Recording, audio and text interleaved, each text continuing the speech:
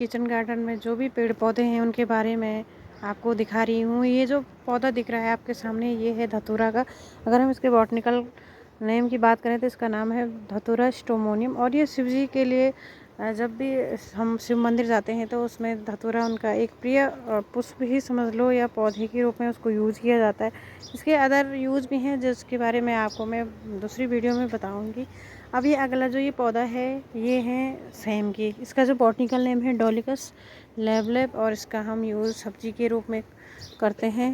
हमारे kitchen garden में ये लगा है और इसकी जो ये फलियां मैं आपको दिखा रही हूँ ये है।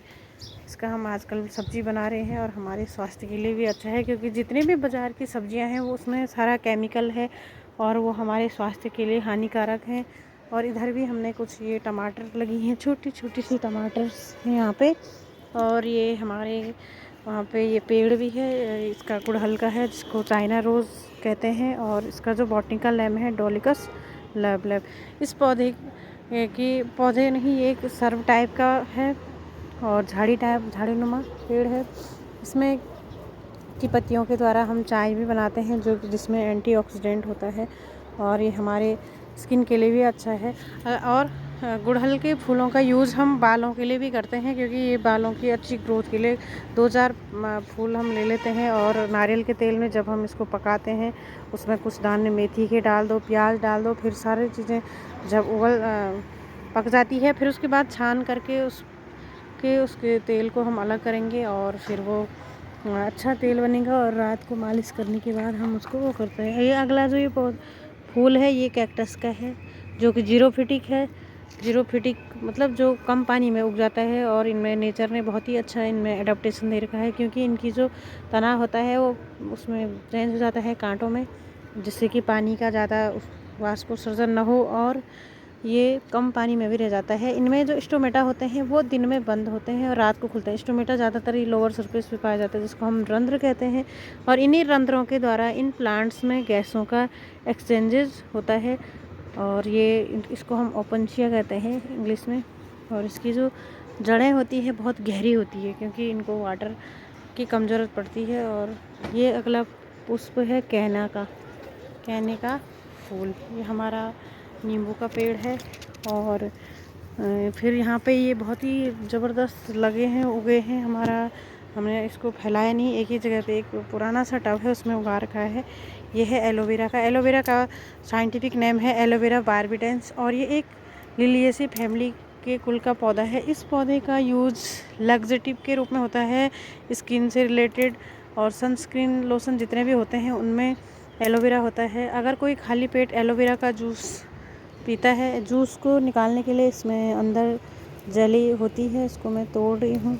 और उस जेली को हम क्या करते हैं, जब इसके अंदर एक श्लेष्मा टाइप का होता है, इसको निकालेंगे और उसके बाद उसको हम खाली पेट इसका जूस, इसके अंदर की जितनी भी ये जेली है इसको हम निकाल के और इसका रस बनाएंगे तो, और सुबह खाली पेट खाने से शुगर वाले मरीज़ों के लिए काफ़ी फ़ायदेमंद होता है।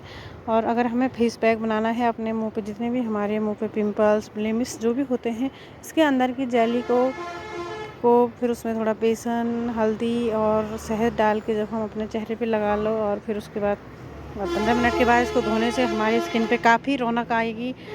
और कटी हुई जगह पे भी हम इसको लगा सकते हैं, जैसे कहीं पे किसी का कट हो गया है या जल गया है तो जलने पे जो भी घाव बनते हैं वो जलने के बाद तुरंत इसको लगाएं तो हमें काफ़ी राहत मिलेगी इस एलोवेरा को लगाने से। और जूस पीने से बालों पे लगाते हैं, डैंड्रफ को ये दूर करता है, स्किन को नरिशमेंट करता है। और अगर हमें किसी प्लांट को सीड को इजीली अगर ग्रो कराना है तो उसको भी इस एलोवेरा के अंदर उसको हम लगा सकते हैं। यहाँ पे फिर हमारा एक पेड़ है अमरूद का, स्वाइडियम ग्वाजावा इसका साइंटिफिक नेम है। ये है मैंगो ट्री, इसका साइंटिफिक नेम है मैंगीफेरा इंडिका। और ये है अरबी जो कि क्या है रूपांतरित तना बोलते हैं हम इसको, और इसको हम कोलोकेशिया भी कहते हैं साइंटिफिकली अगर हम बात करते हैं तो ये है कोलोकेशिया। और दूसरा जो ये हमारे घर में बहुत ही ज़्यादा केले का एक बागवान है और ये केले बहुत ही ज़्यादा लंबे हो रहे हैं, इसलिए ये धीरे धीरे करके यहाँ पे लगा भी है एक केले का गुच्छा जिसको जब हम पकेंगे, ये गिर गया है, इसके हम सब्ज़ी बना सकते हैं। कच्चा केले हैं और पहले ही खोखले हो गए हैं इसलिए गिर रहे। यहाँ पे ये दोना है और इसमें फरण की तरह खुशबू आती है। इसको हम अक्सर पकौड़ी बनाने में यूज़ करते हैं। ये एक पुष्प है लिली के प्रकार का। और फिर हमारे बगीचे में ये बीन्स और फिर हरी सब्जियां हैं।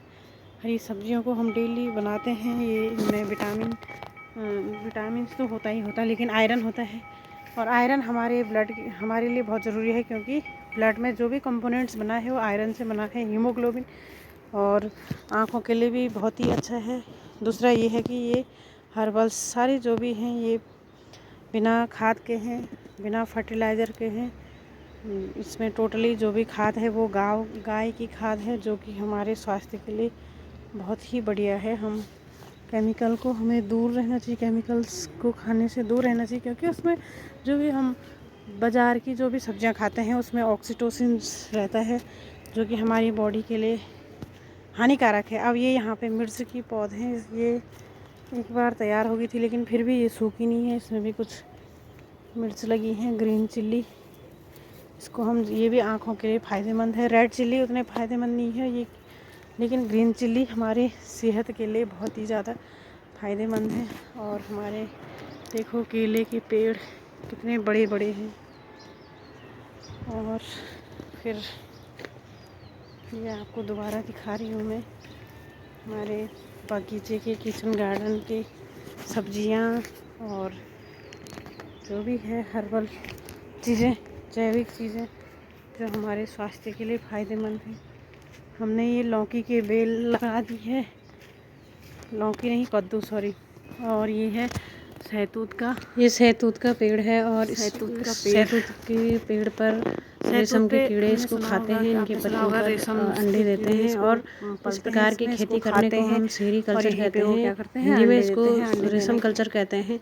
इन्हीं पतों पे सहतूत के जो रेशम के कीड़े होते हैं वो अंडे देते हैं। अंडे 300 अंडे देते हैं लगभग। और भी होती है 10वें दिन से अंडों से लार्वा निकलता है, जिसको हम कैटरपिलर कहते हैं। और ये कैटरपिलर धीरे धीरे करके बड़ा होना शुरू हो जाते हैं। 20 से 30 दिन लगा देते हैं बड़े होने में। पहले ये जो लार्वा होता है ये लंबाई में वृद्धि करते हैं, फिर धीरे धीरे करके लंबे गोल मटोल हो जाते हैं और अपने चारों ओर लार ग्रंथियों के द्वारा एक कोकून सा धागेनुमा संरचना को, उसके अंदर वो पूरी तरह से पैक हो जाते हैं। फिर वायु के संपर्क में जो ये लार ग्रंथियों के द्वारा जो स्राव निकलता है वो एक पेड़ है कठोर नुमा संरचना में चौलाई है। आजकल हम इसकी सब्जी बना रहे हैं, बहुत ही टेस्टी सब्जी हो रही है हमारी।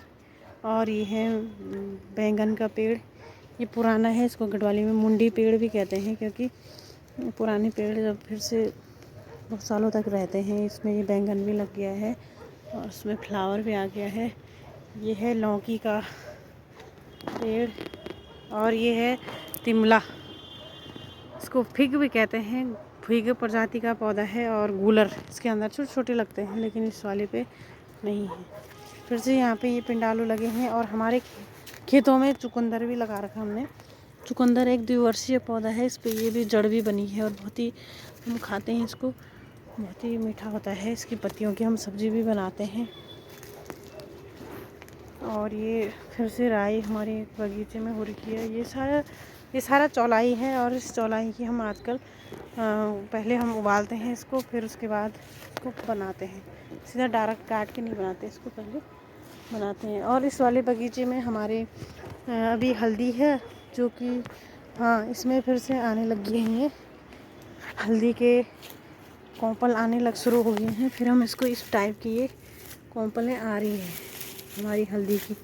हमने यहाँ पे अदरक भी लगा रखा है, ये दिख रहा है, सासू माँ ने लगा रखा है। और फिर दोबारा इसमें हल्दी के वो निकलने वाले हैं कॉम्पलें। इधर भी हमने लगा रखा है, अभी छोटे छोटे हैं। और ये तेड़ू है, जिसको महाशिवरात्रि में खाया जाता है। ये है मोरिया, ये वाला, उसका यूज जब शादी होती है तो उसको कूटा जाता है और बाना दिया जाता है। दूल्हा दुल्हन जिसको भी शादी हो रही है उसको कूट के बनाया जाता है। तो ये सारी चीज़ें हमारे बगीचे में है, इसलिए हमारा ये सुझाव है मेरा आप सबसे कि हमें हर्बल चीज़ें खानी चाहिए, जैविक चीज़ें खानी चाहिए, जिससे हमारा स्वास्थ्य भी सही रहे, मन भी सुंदर रहे और निरोगी रहे। काया हमेशा स्वस्थ मन और स्वस्थ तन होगा तभी हम आगे कार्य कर सकते हैं, क्योंकि बाज़ार की जितनी भी चीज़ें हैं वो स्वास्थ्य के लिए हानिकारक हैं। इसलिए आपसे हमारा सुझाव है कि अपने घर में किचन गार्डन होना बहुत ज़रूरी है। जब किचन गार्डन में जो भी सब्जियां हमें मिलेंगी तो हम हेल्दी रहेंगे, स्वस्थ रहेंगे और मस्त रहेंगे, ब्लड भी हमारे अंदर बनेगा।